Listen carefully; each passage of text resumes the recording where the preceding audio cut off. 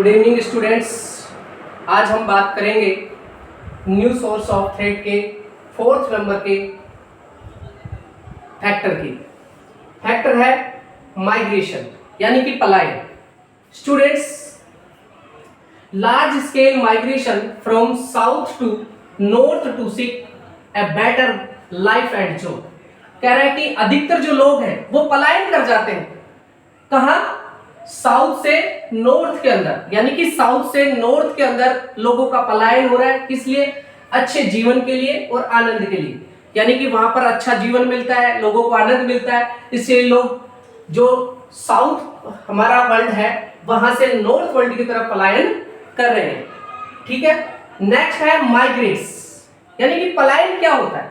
Those who voluntary live their home countries, यानी कि ऐसे व्यक्ति जो अपनी स्वेच्छा से अपनी कंट्री को क्या कर देते हैं? छोड़ देते हैं, चाहे वो किसी ऑक्यूपेशन की तलाश में या फिर कोई एजुकेशन की तलाश में, अच्छी एजुकेशन के लिए, उसे हम कहते हैं माइग्रेट्स। नेक्स्ट है रिफ्यूजीज। रिफ्यूजीज जो होते हैं वो होते हैं शरणार्थी। अब शरणार्थी रिफ्यूजीज कैसे हो सकते हैं, कौन कौन से होते हैं, उनमें हम बात करते हैं दोज हु फ्ली फ्रॉम वार, यानी कि ऐसे व्यक्ति जो वार को देखकर भाग जाते हैं, वार से डरकर अपनी कंट्री को छोड़ देते हैं, या फिर नेचुरल डिजास्टर। नेचुरल डिजास्टर का मतलब होता है प्राकृतिक आपदा, यानी कि प्राकृतिक आपदा अगर किसी देश के ऊपर पड़ रही है तो वहां के लोग क्या कर जाते हैं? उसके डर की वजह से पलायन कर जाते हैं, दूसरी कंट्री में चले जाते हैं, उसे हम कहते हैं रिफ्यूजीज। पॉलिटिकल प्रेशर, या फिर कोई राजनीतिक अदला बदली हो रही है, गवर्नमेंट स्टेबल नहीं है, अनस्टेबल हो रही है, तो जिसकी वजह से लोग क्या कर देते हैं? पलायन कर जाते हैं। ऐसे लोगों को हम क्या कहते हैं? रिफ्यूजीज कहते हैं स्टूडेंट्स। नेक्स्ट है इंटरनली डिस्प्लेस्ड रिफ्यूजीज, यानी कि ऐसे व्यक्ति जो पलायन कर गए, अपने जगह को छोड़ गए, लेकिन हम अपने देश की जो बाउंड्री है उसके अंदर ही उन्होंने शरण ले ली। ऐसे व्यक्ति को हम कहते हैं इंटरनली डिस्प्लेस्ड रिफ्यूजीज। ध्यान रखेंगे, दोबारा सुनिए।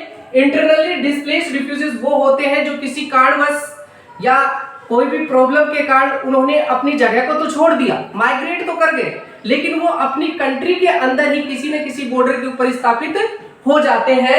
ऐसे पीपल को हम इंटरनली डिस्प्लेस्ड रिफ्यूजीज कहते हैं। और हमने बात की रिफ्यूजीज की। रिफ्यूजीज कौन है?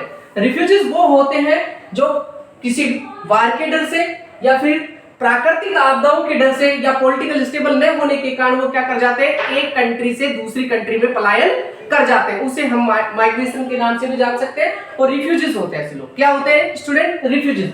और माइग्रेशन का मैंने बताया कि माइग्रेट करना, किसी बिजनेस के लिए, किसी एजुकेशन के लिए एक देश से दूसरे देश के अंदर लोग पलायन कर जाते हैं, माइग्रेट कर जाते हैं, उसे हम माइग्रेशन कहते हैं। ये तीनों पॉइंट बहुत ही इंपॉर्टेंट है, आपको अच्छे से लर्न करना है। आपके एग्जाम में 100% आने की पूरी संभावना होती है स्टूडेंट्स।